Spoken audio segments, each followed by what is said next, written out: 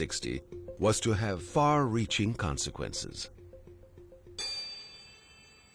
The Pekingese was created not by the harshness of an environment, but by the power of religious belief.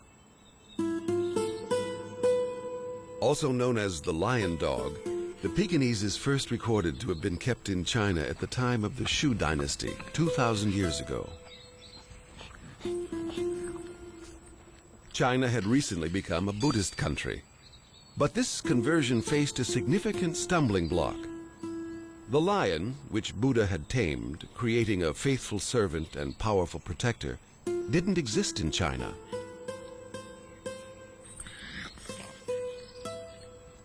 Faced with the need for such a powerful religious symbol, Buddhist monks turned to dogs for the answer and chose the puppies most likely to help.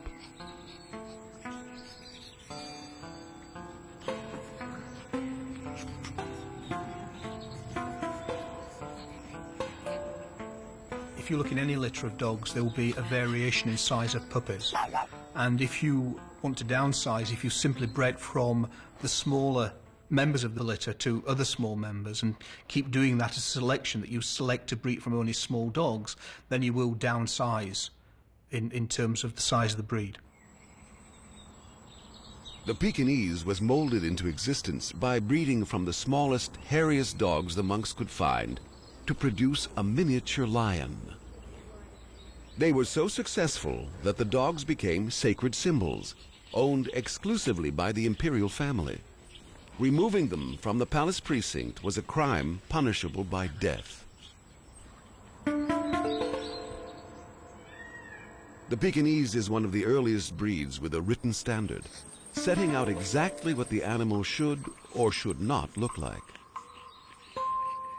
This text, written by the Empress Dowager Tzu Shi and discovered in the mid-1800s, would have influenced which puppies were chosen for breeding and which may have been discarded. Let the lion dog be small. Let its face be black. Let its forehead be straight and low. Let its ears be set like the sails of a war junk. Let its eyes be large and luminous. Let its nose be like that of the monkey god of the Hindus. Let its forelegs be bent so that it shall not desire to wander far or leave the imperial presence.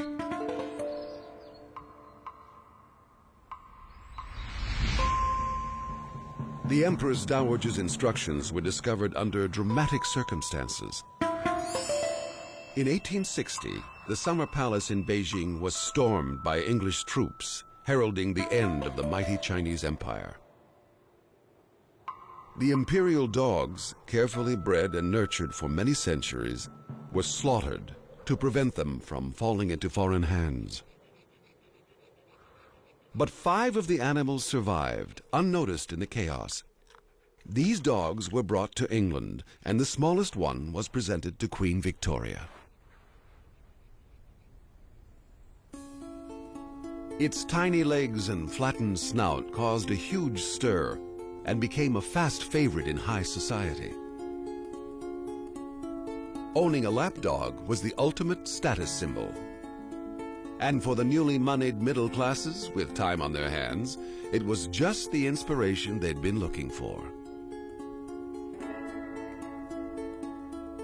Breeding dogs and keeping them as pets, or the dog fancy as it was known, quickly became the hobby of choice.